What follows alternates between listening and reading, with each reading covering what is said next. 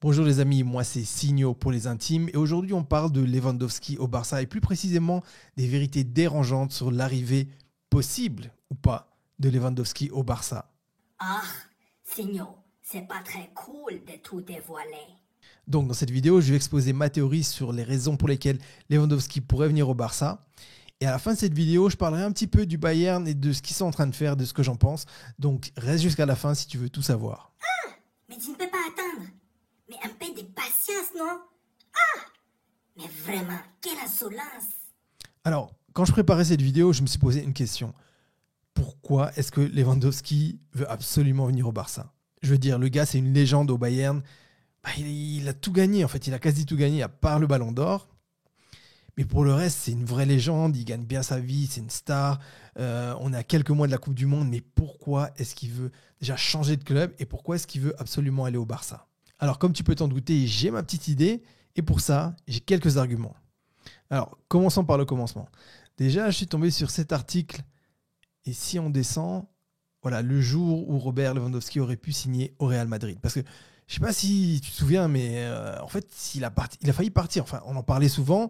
Alors, je sais qu'il y a beaucoup de blabla, mais j'en ai déjà parlé sur le game des agents.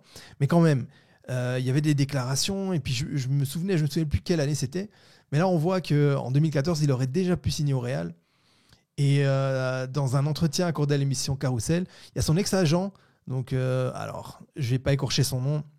Et tu vois son nom ici, il avait expliqué que ça aurait pu se passer en fait.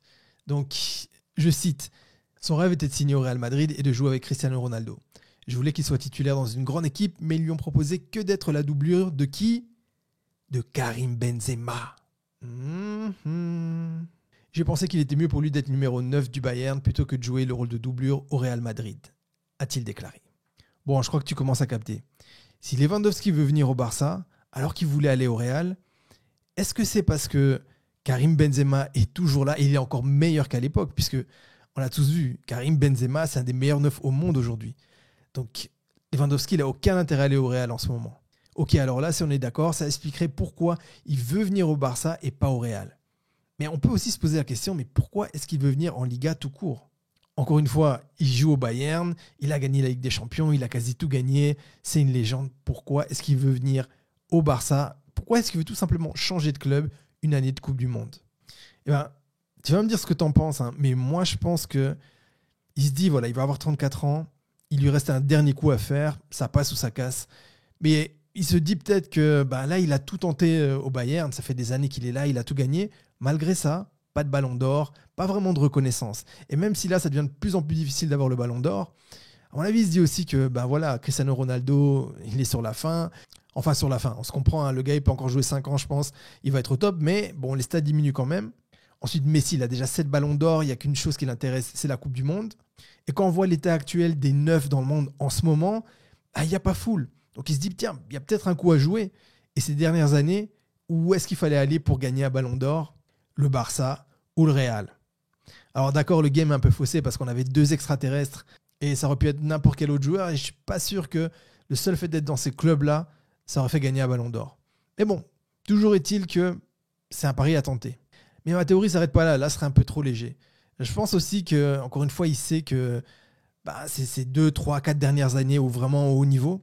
Peut-être qu'il sent en fait qu'il est en train de baisser, même s'il a fait une super saison. Je pense qu'il est en progression. Mais peut-être que lui, il sent.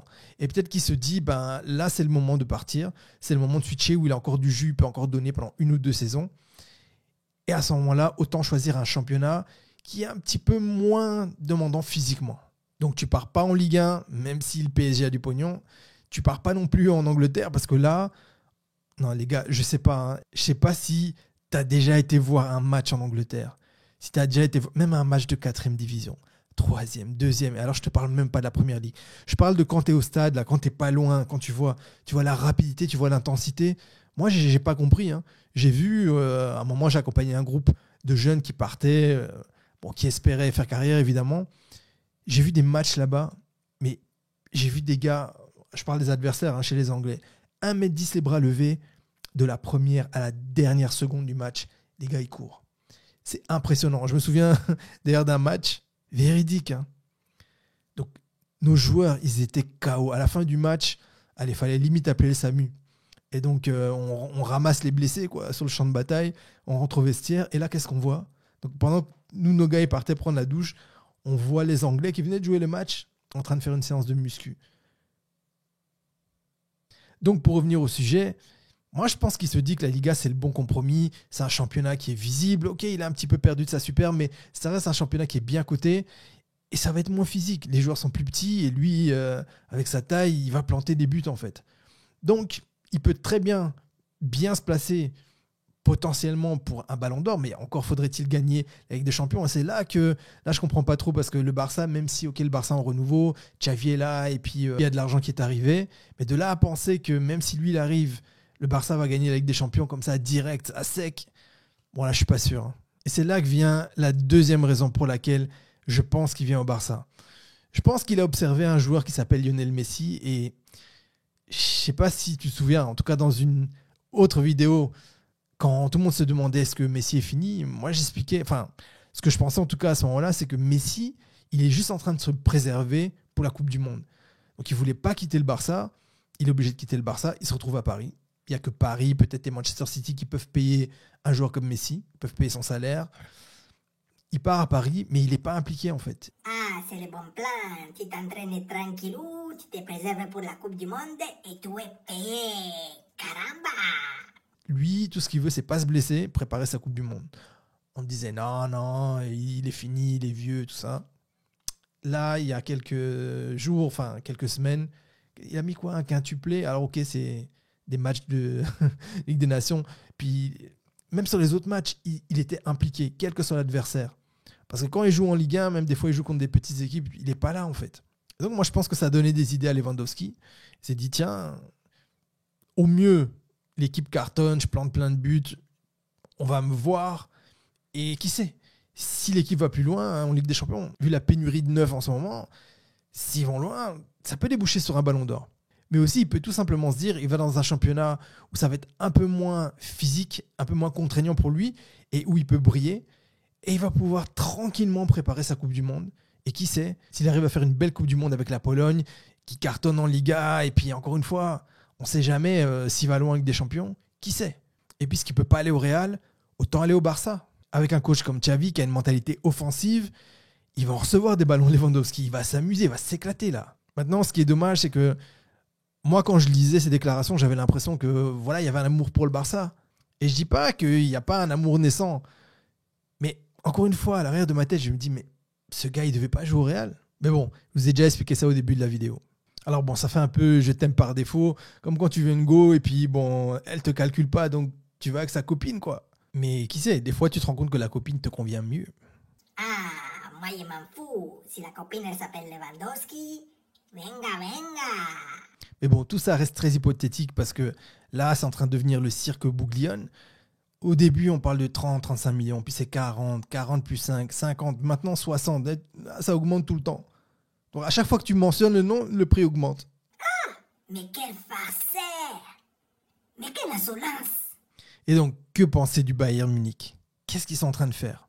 Bon, c'est facile de parler, hein, mais si c'était l'inverse. Donc, imagine-toi que Pedri, voilà, il lui reste 1 an de contrat et il veut se barrer.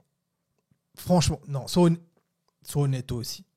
Tu dirais, vas-y, pars. Non, tu vas monter le prix.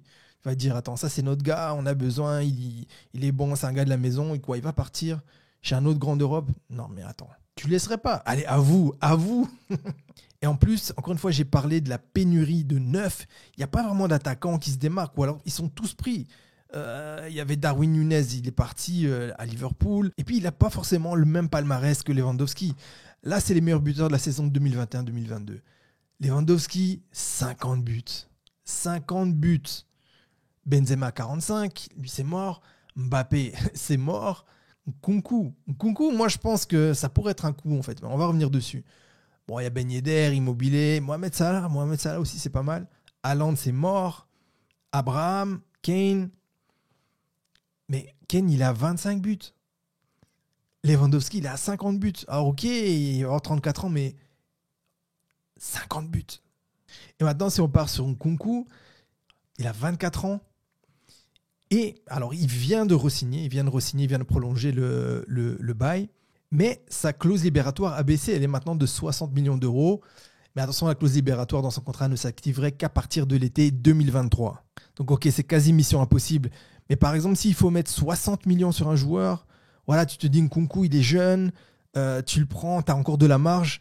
Lewandowski, oui, 50 buts, tu le prends, c'est sûr. Ok, même 40, 45 millions, 50 millions max, mais tu te dis que si vraiment le gars il te fait un coup dans les 2 ans et que tu gagnes la Ligue des Champions, les 50 millions, tu les récupères vite fait en fait. Mais quand on commence à monter, maintenant c'est 60, et puis quoi, la prochaine fois que le Bayern va pas aller, ça va être 70, 80, et là ça devient compliqué parce qu'on sait, même si c'est un pro, on n'a qu'à regarder Cristiano Ronaldo, c'est un super pro, mais à 37 ans, voilà, ça commence à baisser, c'est normal. Donc le Bayern Munich sait tout ça, et le Bayern sait aussi que le Barça vient d'empocher pas mal de pognon avec l'Assemblée Générale, où il y a pas mal de choses qui ont été votées, ils savent qu'il y a du budget, donc ils veulent rien lâcher. Moi je pense que c'est surtout le fait que Lewandowski se soit exprimé publiquement dans la presse, le Bayern Munich n'a pas aimé. Le Bayern Munich, c'est un club hyper fier, et ils se sont sentis méprisés, tout simplement. Et même si en tant que supporter du Barça, ça me casse la tête parce que là, j'ai trop envie d'avoir un attaquant comme Lewandowski qui vient, qui plante des buts. J'ai envie qu'on fasse peur aux adversaires. Mais la réalité, c'est que si nous, en tant que Barça, on se sent méprisé par un joueur, on aurait fait la même chose.